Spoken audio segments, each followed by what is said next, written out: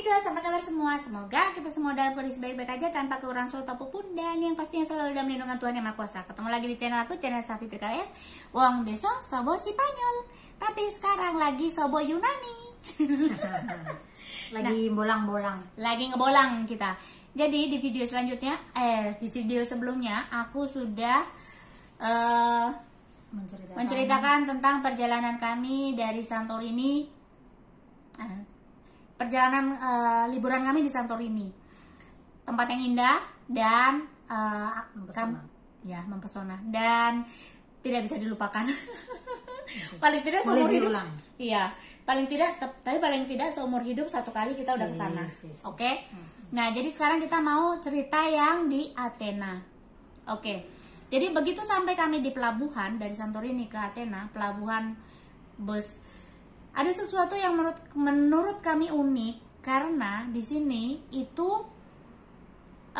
aku pada saat itu kami bingung ya mau ngambil bus apa taksi. Jadi akhirnya kita nyetopin lah taksi. Tapi di sini taksi itu kayak udah punya harga kayak patokan gitu loh. Jadi misalnya jaraknya karena dari sini sampai ke sini itu misalnya sekian gitu. Nah, terus kayaknya juga nggak ada tawar-menawar sih ya Mbak ya, langsung pokoknya kalau dari sini sampai ke sini sekian gitu. Udah, jadi kita bayar aja segitu gitu. Dan itu pun kalau menurut aku tidak kayak nggak dibohongan sih kalau menurut. Nggak dipalak lah. Nggak dipalak lah. Karena apa? Walaupun nggak ada argo tapi bayarannya tetap segitu. Iya. Mereka udah ngerti. Iya. Itunya, sudah ngerti tarifnya. Iya, mereka udah tahu tarifnya. Di itu juga waktu di Santorini juga begitu.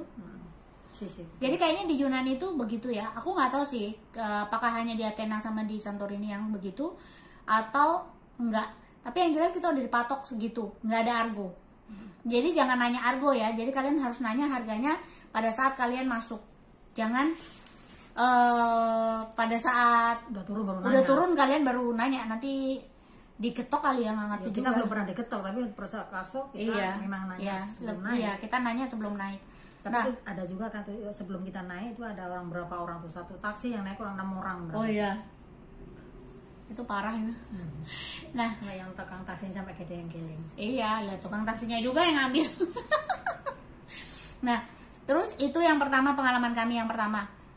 Terus mayoritas mereka bisa bahasa Inggris. Mayoritas, tidak semua supir taksi bisa bahasa Inggris, tapi mayoritas mereka bisa berbahasa Inggris.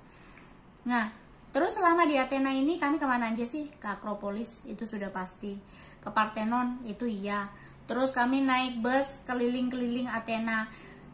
Kebetulan karena kami udah panas banget, jadi akhirnya kami nggak melanjutkan perjalanan naik bis lagi karena itu panas banget di sini. Di sini 34 derajat dan lebih panas ya di Santorini karena nggak ada angin. Ya.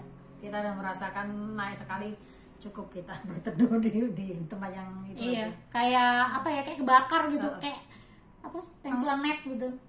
Karena abis naik bis terus ada yang pusing-pusing. Oh iya gue. Bedanya kalau aku habis naik kapal muyer-muyer. Aku kemarin karena saking panasnya itu tuh sampai kepalaku tuh sakit banget. Padahal udah pakai topi, tapi nggak ngefek, itu tuh panas banget, asli panas banget. Nah terus udah gitu kemana lagi kita? Korintus. Iya kemarin. Oh iya. Terus kemarin kami sempat ke Korintus. Itu kurang lebih kalau naik KRL, bukan KRL sih ya. Ya kayak mungkin kalau di Indonesia kayak komuter lain ya, kayak komuter lain dari Korintus ke dari Athena ke Korintus itu sekitar 1 jam 5 menit. 1 jam 5 menit. Itu PP 12 euro per orang. Jadi sekali jalan itu 6 euro. Terus pemeriksaannya itu nggak kayak di Spanyol. Kita masuk, kalau di Spanyol itu kan kita masuk tuh kita harus udah punya tiket dan kita scan gitu. Kalau di sini enggak. Kalau di sini itu di keretanya dicek. Tapi kalau di Spanyol itu aku pernah juga Mbak di Galicia. Di Galicia juga gitu. Jadi kita kayak beli tiketnya juga bisa langsung di situ. Gitu. Jadi bukan di Spanyol ya, berarti di Cantabria ya. Kalau di Cantabria kan masuk dulu. Masuk tuh harus sudah punya País Basco tiket. Iya, tuh País Basco juga. País Basco sama Cantabria sama, masuk kita pakai kartu atau pakai apapun, terus nanti terakhir baru kita pakai itu lagi. Jadi nggak ada pemeriksaan di gerbong kereta, nggak ada. Nah ini ada pemeriksaan di gerbong kereta. Di Korintus kami ngeliat Acrocorin pertama. Itu nanjaknya ya ampun, batu-batunya licin ya, naujubile, ya ampun, kami hampir kejatuh, hampir kejengkang. Itu batu-batu apa sih Mbak? Itu namanya marmer ya, kayak marmer gitu.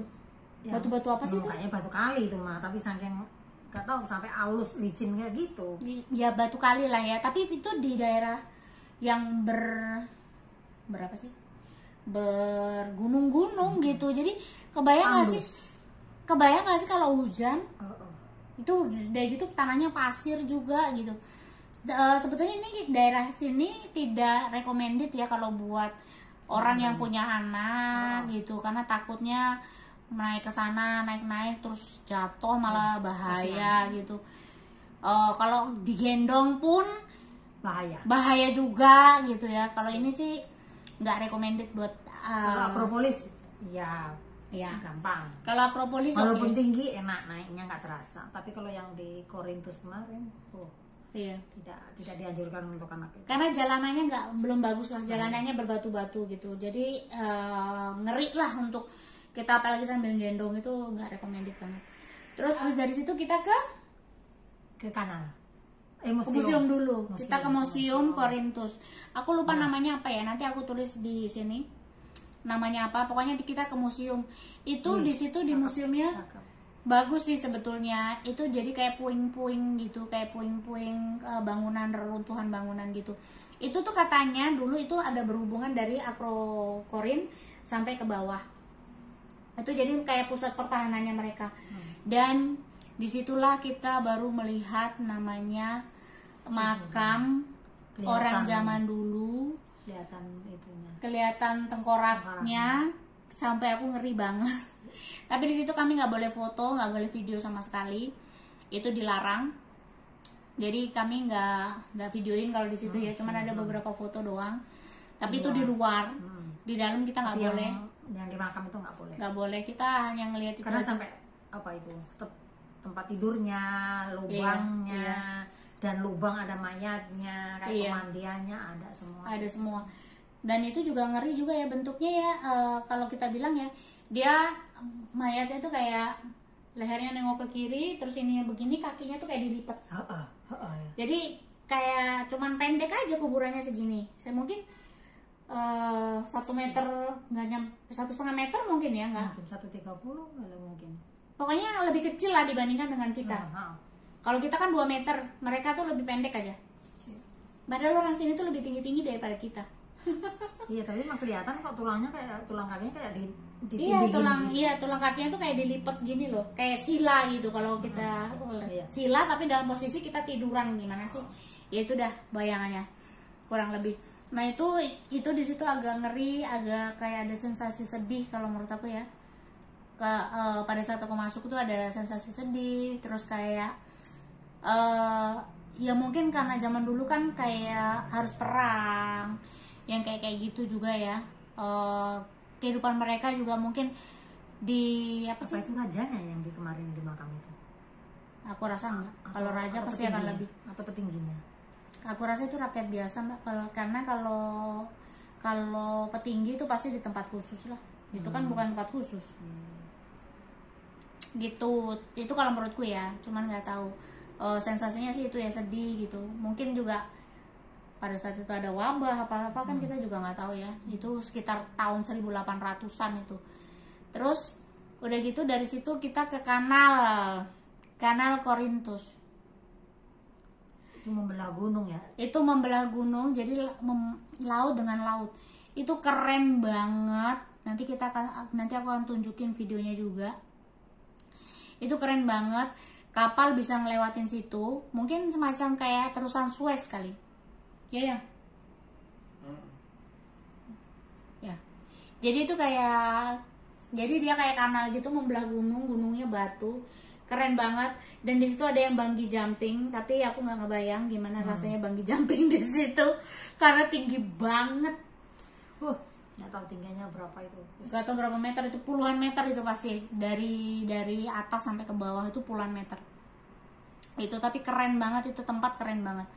Sebetulnya kalau misalnya kita punya banyak waktu, pengen juga sih, maksudnya naik kapal yang ngebelah itu. Jadi kita punya sisi pandang dari atas dan dari bawah gitu. Waktunya juga nggak karena kita juga waktunya cuma 1 minggu ya. Kalau misalnya kita mau jalan-jalan lebih detail, lebih banyak gitu, mungkin paket taksinya kan juga waktunya hampir. Oh iya. Oh iya, di Korintus itu kami ngambil paket taksi. Paket taksi itu kita diantar ke 3 tempat. Tadi Akrokorin, terus museum, sama kanal Korin. Itu dari stasiun Korintus sampai kita dibalikin lagi ke stasiun Korintus. Itu biayanya, kemarin kami ngambil yang paket itu 65 euro. Cuman aku nggak tahu ya, di sini tuh udah pasti paten segitu atau memang kita pas dapetnya yang segitu, kita juga nggak ngerti. Karena kebetulan yang ini bahasa Inggrisnya terbatas dan bahasa Inggrisku juga terbatas. Jadi kami sama-sama terbatas. Udah nggak ada pertolongan, udah pokoknya. Gitu. Jadi itu cerita kami di Athena sama di Korintus. Di hari ini, hari terakhir, itu kita wisatanya wisata belanja ya Mbak. Wisata belanja sama wisata kuliner. Jadi kita nggak jalan-jalan lagi karena kebetulan panas banget. Udah capek juga. Dan sebenarnya kalau buat aku sih yang paling parah itu karena panas Mbak. Jadi kayak kita menyerap energi terus. Iya, udah kayak udah malas ngapa-ngapain deh, pokoknya udah gitu. Pengennya cepet-cepet pulang, makan, tidur gitu. Karena kami nanti harus berangkat balik ke Spanyol. Keluar dari hotel jam 12 malam. Jam setengah 1 ya. Setengah 1 kita ditunggu sama supir taksi. Terus udah pesawat jam 3.55. Nanti kita di Barcelona. Transit di Barcelona. Terus baru kita ke Bilbao. Begitu. Dan Pak Bos, terima kasih. Pak Bos langsung kerja. Ini juga langsung kerja. Saya masih liburan.